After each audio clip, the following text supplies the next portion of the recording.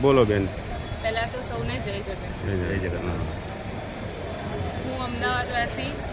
આજે 10 વર્ષ થયા મને જ્યારે જગન્નાથ યાત્રામાં હું જોવા અને એમનો અનેરો જે દર્શન કરવાનો એક આગમો જે મારા મનથી જે શબ્દો નથી નીકળી રહ્યા પણ હું બોલી રહી છું એને ભૂલચૂક હોય તો મને માફ કરજો.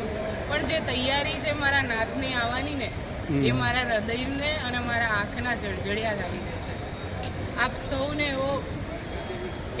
એવો ઉત્સાહ લાગે છે ને કે જે ઘરના લગ્નનો ઉત્સાહ નથી હોતો ને બસ એ છે ને નાથના આવવાનો ઉત્સાહ છે. અને એની આતુરતાથી જે લોકો આમ તૈયારી કરે છે ને કે એક બાજુ પ્રસાદ, એક બાજુ રસોડા, એક બાજુ આમ લોકો એક એ રીતની દુનિયામાં એવું લાગે છે કે જાણે મને એવું લાગે છે કે અમદાવાદ આખું પલટાઈ જાય છે આ 2-3 દિવસો.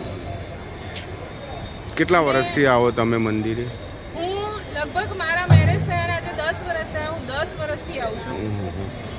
અને અહીંના પ્રસાદનો એવો આનંદ અને અહીંયા આવીને જે કહેવાય છે ને કે દુનિયાના દરેક દુઃખ તકલીફ ભૂલી જવાય છે.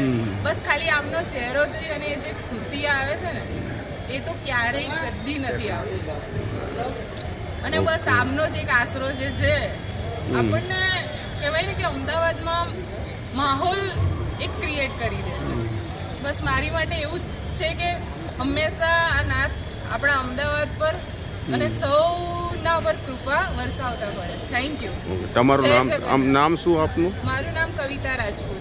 કવિતા રાજપૂત. ક્યાંથી આવો તમે? આમ હું રાણીપથી આવું છું. રાણીપથી. બરાબર. ઓકે. જય દ્વારકા.